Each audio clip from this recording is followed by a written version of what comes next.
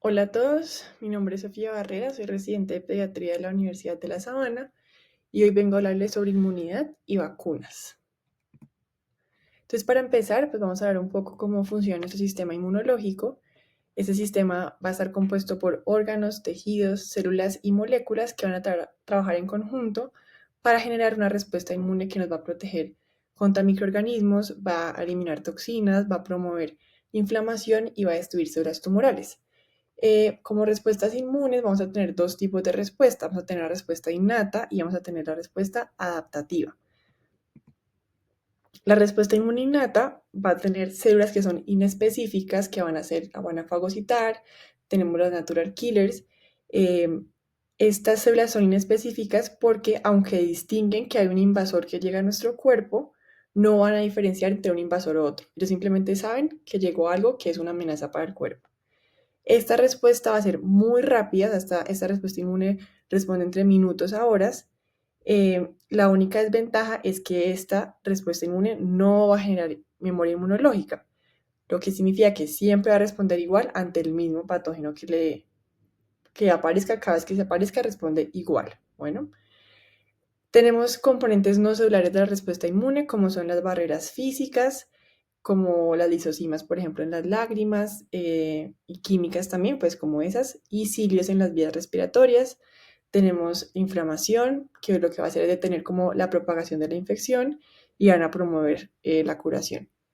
Tenemos, seguramente lo han estudiado en las clases de morfo, hay 4 signos cardinales de inflamación, de infección, que es enrojecimiento, calor, hinchazón y dolor, y la respuesta inmunitaria hace parte de esa respuesta. También hace parte de esa respuesta al sistema del complemento, que son diferentes proteínas que también van a desencadenar inflamación, van a matar patógenos por citolisis y van a marcar células para su destrucción. Acá les traje unos dibujos como para explicarles muy fácilmente cómo funciona la respuesta inmune innata. Entonces, simplemente el cuerpo va a detectar que hay algo que es una amenaza, algo que no es normal en el cuerpo. Entonces, él lo va a detectar y va a empezar a llamar a células locales para decirles, oigan, acá hay una amenaza, y empiezan a liberar diferentes citoquinas, ¿sí? Se va a generar una respuesta inflamatoria súper grande. Esto lo que va a hacer es va a llamar a otras células, y pues vamos a empezar como esa respuesta inflamatoria, ¿sí? Aquí van a llegar diferentes tipos de células. Entonces, en la respuesta inmunitaria tenemos las natural killer. Estas células lo que van a hacer es reconocer, matarla o sea, cualquier célula que uno vea que está infectada, que está alterada, ellas la van a reconocer y la matan. Y tenemos otras células como son los granulocitos, ya vamos a hablar un poquito de ellos, como basófilos, eosinófilos. Ellos lo que van a hacer es que van a soltar diferentes toxinas, moléculas, todo lo que va a generar más inflamación. Va a generar que los vasos sanguíneos se abran, generen vasodilatación y haya más inflamación, y todo esto pues como para tratar de contener a esa amenaza que llegó al cuerpo. También tenemos otras células en la respuesta inmunitaria que son capaces de fagocitar, como literal de comerse ese invasor. Eso se llama fagocitosis, y hay algunas células que fagocitan y además lo que hacen es que llevan ese amenaza que se comió, ya sea una bacteria, un virus, y lo van a llevar y lo van a presentar a los nódulos linfáticos, a las células B y T. Hasta ahí, esa es la respuesta inmune innata, ¿sí? Rápido, la primera, la que responde, en minutos, horas, tenemos una respuesta, ¿sí? Para continuar, entonces tenemos ahora la respuesta adaptativa. Entonces, en contraste con la innata, la adaptativa es altamente específica para cada invasor, ¿sí? Y tiene unas células muy específicas que van a trabajar en esta respuesta. Estas células lo que van a hacer es que van a tener receptores que van a decidir, este patógeno ya lo conozco, este no, y eso se va a llamar los antígenos. Bueno, ellos van a reconocer esos antígenos. Y además es muy diversa porque reconoce un montón de antígenos. Con cada bicho que ha tenido, él la reconoce. La única desventaja con esta respuesta es que va a requerir más tiempo para activarse, semanas en algunos casos, ya horas, días, semanas, porque estas células se tienen que ir como preparando para diferenciarse en el tipo de combatiente que tienen que luchar. Algo bueno es que este tipo de respuesta va a generar memoria inmunológica, ya sea que cuando vuelvan y se presenten con este mismo bicho en otro momento, lo van a reconocer. Em, lo otro importante es que van a tener expansión clonal, esas células que responden se van a replicar, pero después ellas se mueren y algunas sobreviven para generar esa memoria inmunológica, y cual ahorita más adelante vamos a hablar un poquito más de cómo funciona todo este proceso. Acá también están los dibujitos, entonces nos quedamos en que la célula dendrítica se comía al invasor y se lo presentaba a las células B y T, que son los linfocitos B y T, si los han escuchado, en el lóbulo linfático. Ellos los van a activar, ellos van a generar como un ejército y ellas van a irse por toda la circulación en la sangre y van a empezar a atacar pues a ese invasor, ¿sí? Las células B, los linfocitos B, se van a activar y van a liberar algunos anticuerpos. Esos anticuerpos lo que van a hacer es que se van a marcar con los antígenos y eso lo que va a hacer es marcarlos en sangre. Entonces van a haber algunas células específicas como fagocitos, como las células del complemento, que van a detectar esa unión y dicen, este está marcado, toca matarlo. Entonces así es como funciona un poquito la respuesta adaptativa. Ahora, vamos a hablar un poquito de cuáles son las células que están implicadas como en esta respuesta innata y adaptativa. Entonces vamos a empezar arriba con los leucocitos, o lo que nosotros llamamos como glóbulos blancos. Esto todo se va a generar con la hematopoiesis en la médula ósea. Acá se van a producir pues glóbulos blancos, glóbulos rojos y plaquetas. Todo se va a generar desde una célula madre hematopoyética multipotente, que ella va a tener la capacidad de desarrollarse en diferentes tipos celulares. Algunos se convierten en progenitores mieloides y otros en progenitores linfoides. Entonces los mieloides pueden originar células, como ya los conocen ustedes, neutrófilos, eosinófilos, basófilos, células mastocitos, monocitos, que después se van a convertir en células dendríticas y macrófagos. Y los progenitores linfoides se van a convertir en células B, en las natural killer o las células T. Importante acá, las células B y los natural killer, ellos van a completar todo su desarrollo en la médula ósea, a diferencia de las células T, que van a completar todo su desarrollo en el timo. Listo, entonces acá ya tenemos nuestras dos líneas, las mieloides y las linfoides. Vamos a empezar a hablar un poquito de las mieloides. Entonces, tenemos los neutrófilos, los eosinófilos y basófilos. Ellos son considerados como granulocitos. ¿Por qué? Porque tienen gránulos en el plasma, que ellos cuando liberan esos granulocitos van a ayudar pues con toda la respuesta inflamatoria. Acá tenemos también los neutrófilos, que son los que llamamos nosotros polimorfonucleares, por lo que tienen diferentes lóbulos en sus núcleos. Y, por ejemplo, en la respuesta inmune, la médula ósea va a producir grandes cantidades de neutrófilos. Ellos van a atacar porque ellos fagocitan, rodean al patógeno con su citoplasma y se lo comen, como un fagosoma. Y luego los neutrófilos lo que hacen es que cuando se lo comen, usan esos gránulos que tienen adentro que les estaba hablando ahorita y hacen un estallido oxidativo. Por otro lado, tenemos los eosinófilos y los basófilos. Ellos, digamos que no son tan comunes, pero ellos hacen parte más como de toda la respuesta alérgica. Los eosinófilos también fagocitan, o sea, también tienen esa capacidad. Ellos son los que nosotros vemos en histología que marcan con eosina. Y ellas están más envueltas, lo que decía, más en como reacciones alérgicas, como dermatitis atópicas, rinitis alérgicas y así. Los basófilos, que se van a teñir de azul con hematoxilina, no fagocitan, pero ellos liberan histamina y son esenciales pues, para iniciar respuestas alérgicas. Y ya como tal, los mastocitos son similares a los basófilos, pero ellos no viven en la sangre, sino que viven en los tejidos y también van a participar en las respuestas alérgicas. Ahora tenemos los monocitos, que se convierten después en macrófagos, y las células dendríticas. Ellos son los duros fagocitando patógenos. Ellos también van a presentar antígenos y van a liberar citocinas para atraer a otras células inmunes. Los monocitos van a circular en sangre, pero algunos de ellos van a migrar hacia los tejidos y cuando migran cambia su nombre y ahora se convierten en macrófagos. Los macrófagos solo están en tejidos, no en sangre. Bueno, eso es importante. Las células dendríticas, en cambio, son las células principales en ser presentadoras de antígenos. Y ellos se van a encontrar en zonas en contacto con el exterior como la piel, la mucosa intestinal. Lo que va a hacer la célula dendrítica es que va a fagocitar ese invasor, ese virus, esa bacteria, lo madura, lo destruye y esos poquitos pedacitos que tiene, acá como vemos la célula dendrítica, esos pedacitos que son los antígenos, eh, se los van a ir a presentar a las células T en los ganglios linfáticos. Entonces acá es donde se une el sistema inmune innato con el adaptativo. Hay otras células que también presentadoras de antígenos como los macrófagos, pero digamos que las más duras y las más eficaces, porque ellas pueden migrar desde la sangre hasta los tejidos linfáticos, son las células dendríticas. Ahora tenemos los linfocitos, entonces tenemos las células B, las células T y los natural killer. Las B y la T van a pertenecer al grupo de la respuesta inmune adaptativa, mientras que los natural killers son de la respuesta innata.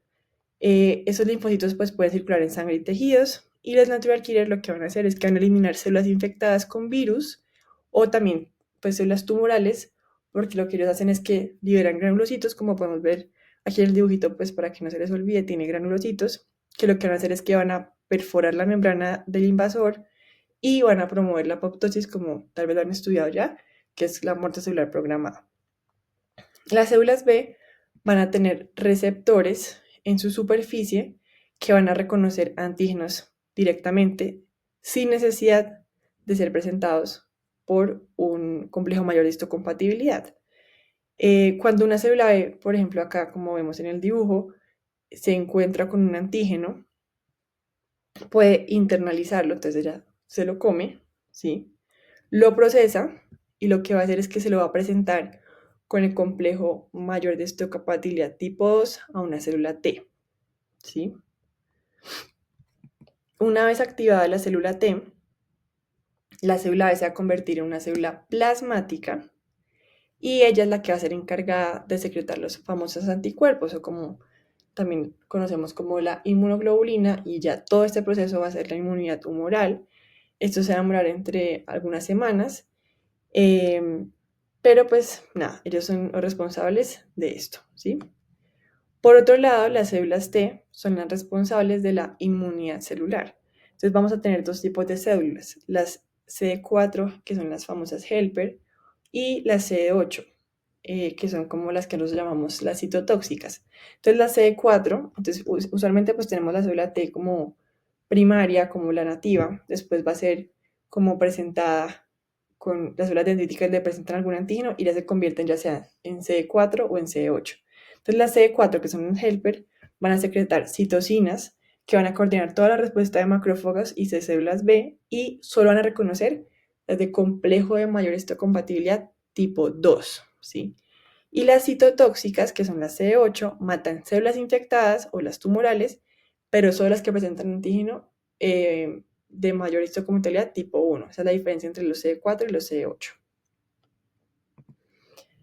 Ya hablando de todas las células que están encargadas de nuestra respuesta inmune y todo, vamos a ver cómo funciona la respuesta inmune innata. Entonces, ¿cómo es una respuesta normal? Como resumen, a una infección bacteriana a los pulmones, por ejemplo. Entonces, para empezar, pues la bacteria pues, tiene que ser inhalada, tiene que pasar por los vellos nasales, atravesar las cilias en las vías respiratorias y luego penetrar la capa epitelial de los pulmones. Como ven, tiene que pasar pues, por varias barreras físicas, como les decía anteriormente. Una vez que la bacteria logra llegar al tejido pulmonar, la bacteria va a empezar a dividirse y puede encontrarse con un macrófago que es el que reside ahí en el tejido pulmonar. Él lo que va a hacer va a comerse la bacteria y va a comenzar a liberar citocinas. Estas citocinas van a iniciar todo el proceso inflamatorio y van a volver los vasos sanguíneos más permeables, van a traer eosinófilos, basófilos y mastocitos cercanos, y ellos van a liberar sus propios gránulos, como les decía.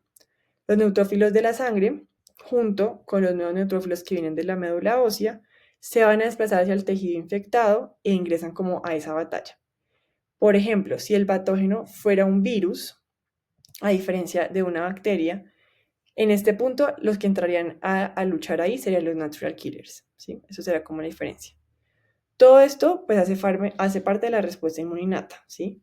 Aproximadamente en esta fase de la infección, todas las células dendríticas inmaduras que residen pues, bajo el epitelio pulmonar, por ejemplo, van a dirigir a los patógenos y se van a desplazar del tejido pulmonar hacia los ganglios linfáticos. Ahí ellos se lo van a presentar con un complejo mayor de histocompatibilidad tipo 2 a una célula T nativa. Entonces ahí es cuando se conecta la respuesta inmunológica con la adaptativa. Esa célula dendrítica, que como les decía, hace parte de la respuesta inmunológica, actúa como ese puente entre las dos respuestas, ¿sí? A veces, por ejemplo, esta es la parte como en la que la célula dendrítica va y se lo presenta, pero a veces si la infección es severa, la bacteria puede llegar solita a los nódulos linfáticos y ya hablamos como una infección diseminada. Esas bacterias llegan al ganglio linfático sin la ayuda de la célula dendrítica y ahí son las células B las que hacen parte de la respuesta adaptativa, las que se van a fagocitar, a comerse esa bacteria y se las presentan a los CD4, como les decía ahorita.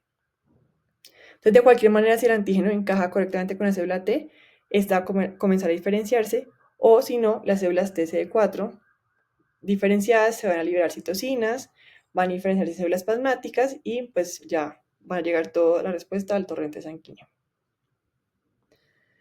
Esos anticuerpos lo que van a hacer es que van a matar,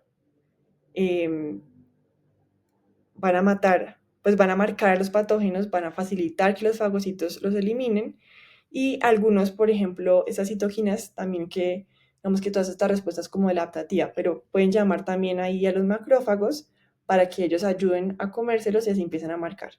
Si el patógeno fuera un virus que vive y se replica en el citoplasma, como funcionan los virus, las células CD8 son los que van a ayudar a destruir esa célula infectada y va a presentar el antígeno viral en una molécula de histocompatibilidad tipo 1. Entonces, con el tiempo, a medida que el tejido invasor va siendo eliminado, la mayoría de las células B y T pues van a morirse porque pues ya no está ese estímulo infeccioso, pero van a quedar algunas y esas células que quedan van a convertirse en células plasmáticas y son las que más adelante pues van a generar esa memoria inmunológica. Entonces, para hacer como un repaso rápido, el sistema inmunológico va a tener una respuesta innata y una respuesta adaptativa. La respuesta innata es inmediata, pero no es específica, no genera memoria, mientras que la respuesta adaptativa es altamente específica, tiene memoria, pero pues se puede demorar de entre días a semanas. Entonces, digamos que este es un repaso muy general de cómo funciona nuestro sistema inmune para que entremos a hablar un poquito ahora de vacunas.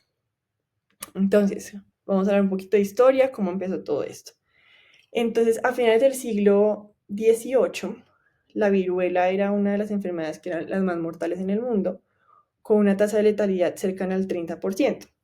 Había un médico inglés rural que se llamaba Edward Jenner, pues se llamaba, y él notó algo muy curioso, y es que las mujeres que ordeñaban las vacas y habían tenido viruela, pero bovina, que es como una versión mucho más leve de la viruela, no se enfermaban de viruela humana. Entonces, para probar esa hipótesis que ellos tenían, cogió el pus de una lesión de la viruela bovina y lo inoculó en un niño de 8 años.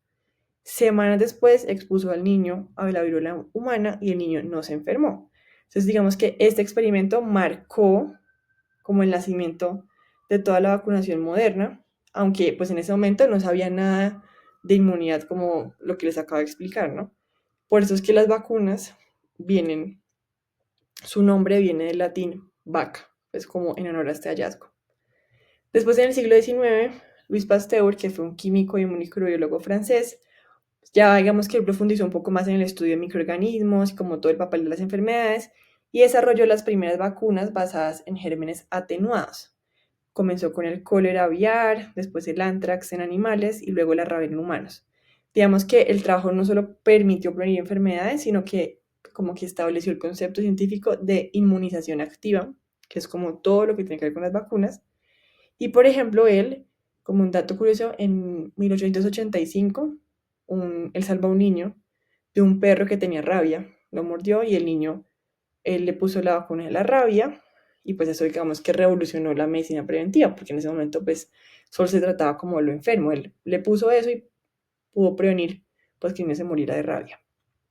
Ya durante el siglo XX hacia adelante, pues han habido muchos avances en microbiología, inmunología, y ahí fue donde se empezó a crear la ingeniería genética y ahí se desarrollaron múltiples vacunas, que ya son las que vamos a hablar ahorita, incluso al COVID, a ustedes les tocó vivir una pandemia, entonces eso es un tema muy importante.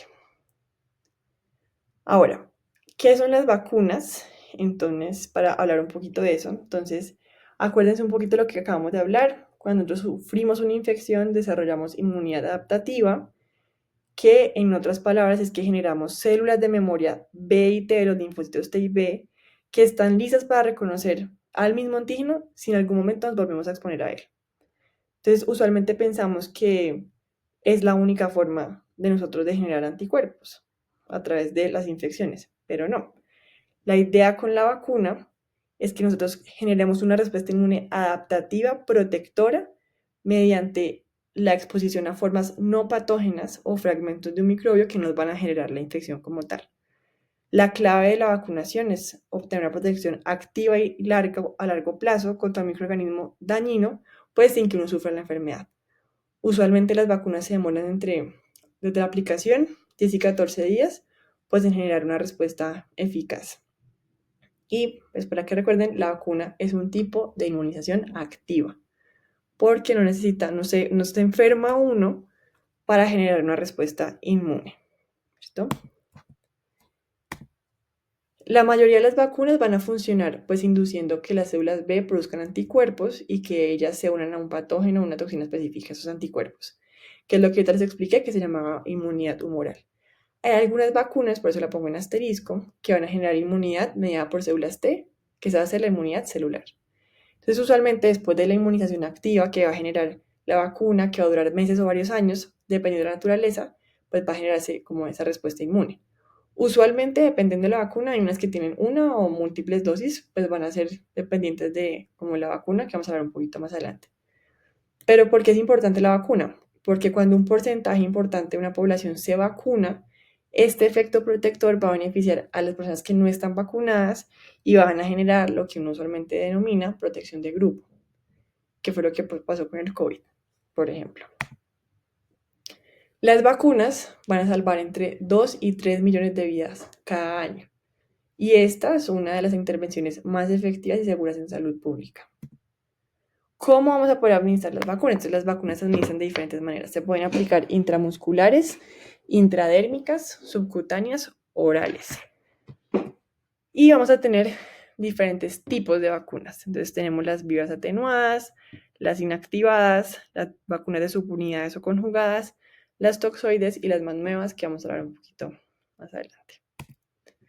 Entonces, las vacunas vías atenuadas lo que van a hacer es que van a utilizar un patógeno, o sea, bacteria, un virus, lo que van a hacer es que lo van a debilitar, pero aunque lo debilitan, aún se puede replicar. Y lo que va a hacer esta vacuna es que va a provocar una respuesta similar a una infección natural, pero no nos va a enfermar, por decirlo así. Usualmente estas vacunas son de una sola dosis, pero hay algunas que requieren refuerzo.